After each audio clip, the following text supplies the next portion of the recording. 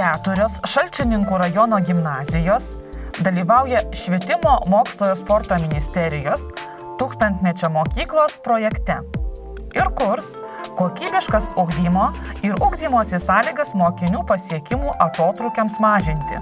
Projekte dalyvauja Šalčininkų Janos Nedeckio, Jašiūnų Mykolo Balinskio, Eišiškių ir Eišiškių Stanislovo Rapolionio gimnazijos bei jų socialiniai partneriai.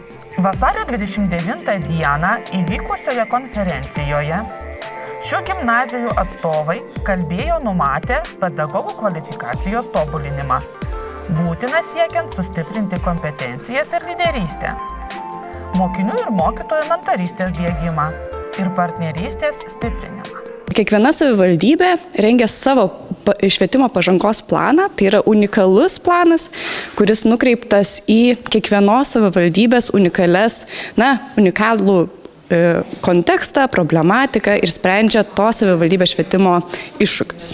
Viena iš programos 1000-mečio mokyklos dalių – gimnazijų infrastruktūros atnaujinimas ir modernizavimas pagal kiekvienos poreikius.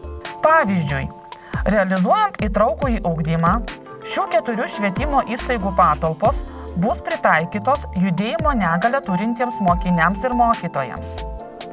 Gimnazijose bus įrengtos lauko klasės, kalbų ir technologijų laboratorijos, robotikos dirbtuvės, įsigyta įranga ir funkcionalūs baldai. Kągi, 4 Šalčininkų rajono gimnazijų laukia dideli pokyčiai ir naujovės, o kartu ir nemaži iššūkiai. Linkime joms sėkmės ir visų numatytų planų įgyvendinimo.